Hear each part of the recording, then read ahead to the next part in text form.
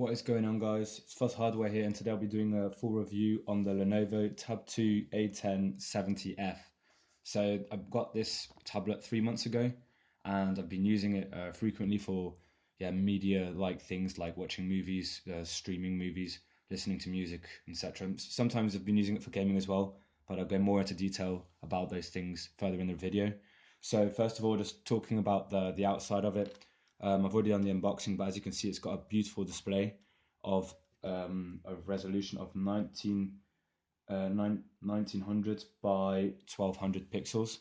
This isn't the usual full HD aspect ratio, but that's because I can't remember what it exactly was. Oh yeah, it isn't 1280, so it's 1200 instead. So it isn't as wide. So they've cut down on there, but instead you still have a very bizarre but good aspect ratio if you use it in landscape mode. Of course, you can use it in portrait mode, and it's really good for reading and stuff like that. But usually, I keep it for landscape mode anyway for movies. And I've got a stand. What do you call it?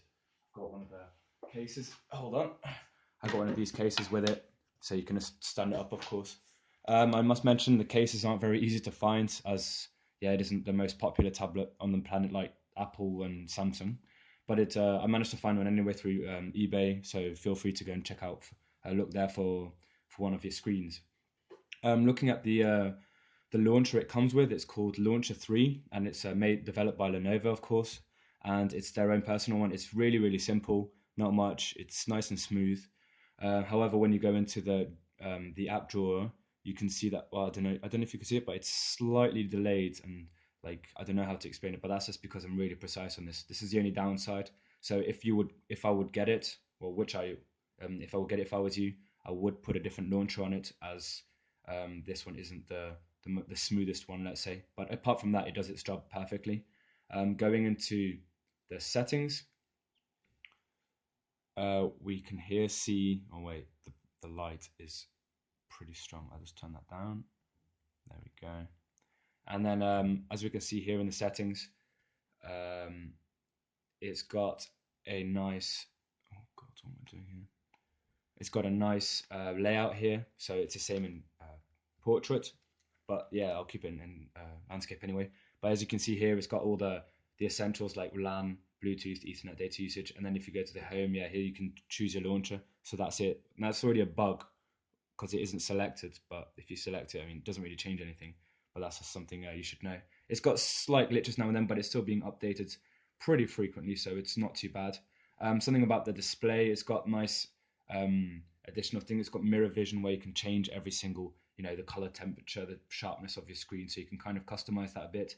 The brightness level, I've heard a lot of complaints about it because I mean, on full, it's amazing if you're if it's a sunny day and you don't want to get all that reflection of yourself while you're watching a movie. But if you turn it down to the lowest, you can't see it on this video, but everyone complains that it's too high still. So if you're in bed lying there at night and you put it on minimum, it's still pretty bright. Just keep that in mind before you buy this.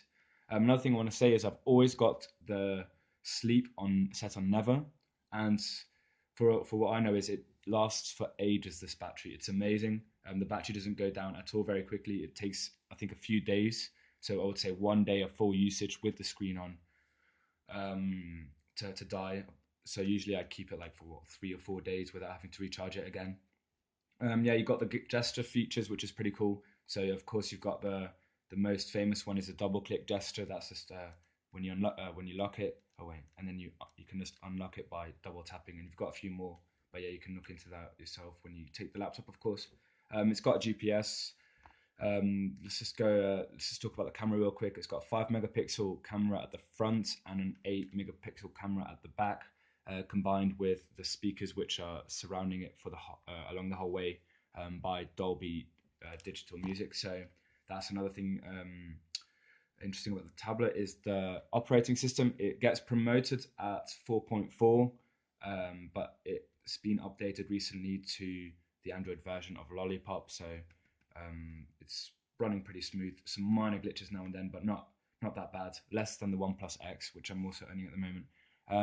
Here we have the details of the CPU. It's got a quad-core 1.7 at 1.7 gigahertz processor. Unfortunately, it is a MediaTek, but that explains why it's such a cheap tablet. I only paid €190 for it, even though it looked just as good as its competitors, which were at €300-400. But yeah, they've cut down on costs on the processor, and it's only got 2 gigabytes of RAM, and it's got 16 gigabytes of storage on it. But you've got enough space for an additional SD card up to 32 gigabytes, and that is of course what I've got in there right now. Let's talking more about the gaming mode of it. I think I've already got a game running here, yeah. So I've got CarX Racing, CarX Drift Racing game, which is amazing, by the way. If I resume it, I've got it on full settings, and it's a really demanding game. And this tablet can keep it keep it up perfectly. Well, I'm off the track at the moment, but yeah, just to give you an idea of it isn't pixely at all. It can manage pretty good with it all.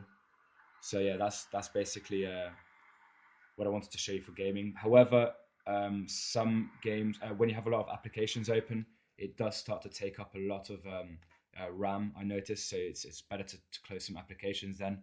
But yeah, then of course I would always recommend using Greenify, where you can just simply tap the button, and then it will just shut down all the running applications, like full stop them and hibernate them. So they don't come back at all, just saying, because this stuff doesn't really do the job completely. Going further, here's a drop down menu. So you just simply have your date and time at the bottom, at the top, and then here you can choose the Dolby indoor or Dolby outdoor settings. So there's a slight difference in tone of the speaker. The speaker isn't the most amazing, of course, because it's only a tablet at the end of the day, but it's definitely doable, and I use it quite a lot, just while I'm in the shower or anything, and it goes pretty loud, so that's pretty good. But it's very, very tinny. Um, Furthermore, yeah, just all the shortcuts. You can't change the shortcuts, unfortunately, but I'm sure if you would want to root it or put another ROM onto it, it will be a lot better. Just trying to think of what else I should mention. Oh yeah, it comes with a Dolby Atmos software to change the speakers a lot, actually. So you can, yeah, you can make a sound virtualizer, dialogue enhancer, volume leveler. You've got all these extra settings, which are pretty cool to play with. It comes with a lot of bloatware, Sync It HD, as you can see here, and it's got a few other ones, but I've disabled most of my apps in the settings. I'm just gonna have a look at which ones I've disabled, because I think they're pretty important to show, because you guys will be having it. So I've got, yeah, it's got all the usual ones, but here the share it one at the bottom, that's another piece of bloatware. And yeah, so you can schedule the power on and off right there. And right, I'm just gonna autofocus this now. There we go. Should have done that a long time ago, sorry. And then yeah, we've got a lot more stuff here. Oh yeah, I need to mention one more thing. The Wi-Fi connection on this thing is very, very dodgy. That's the biggest downside of this tablet, I would say. For some reason, the signal is really weak, and it drops out quite a lot. And my phone down in the kitchen of my house or apartment would have 4 bars, and this one would only have 2 or 3. So it's not the best um, wireless signal, but if you keep it close to the router, you can easily download movies, etc. However, I saw online that you can buy a Ethernet adapter to micro USB for this tablet, so you can actually even plug an Ethernet cable into it, as you can see here. Please insert USB Ethernet adapter. So it's got some really cool features, and I would 100% recommend it just because of this beautiful screen. I'm not promoting for Lenovo, don't worry, but I did a lot of research before I bought a tablet, and I didn't want to spend a fortune on it, as I'm only using it for simple things like movies and Facebook and stuff like that. So yeah, I don't know if I still can say anything else. Yeah, the aspect ratio doesn't disturb you much. However, oh yeah, this is another thing I wanted to mention. It doesn't have the same amount of space on each side. So this part is thicker than this part. So that motivates you even more, or not stimulates you even more, to put it like this and not like that. Because here you got like a whole thumb space, but on this side, your thumb's on the screen. So, well, I've got big thumbs anyway, so it doesn't really matter. And also, because the cameras here, it's really weird when you take, well, if you do take selfies, because usually you would expect it to be up there. So another reason why they've really focused on having it in a landscape mode. Just trying to look for some more bloatware that I could maybe show, but apart from that, yeah, I've been using it for quite some time now, so I don't have all the original things that were on it in the beginning. But yeah, I've customized it completely. I've given you the tip on how to keep those apps down to use the most out of your RAM. You can do that on any other Android device too. So Greenify, definitely recommend it. And yeah, so that was it, guys. I hope you enjoyed it, and yeah, let me know what you thought of it. And I'll be doing loads more reviews in the future. I just like to talk about loads of stuff, I guess. So yeah, see you guys next time.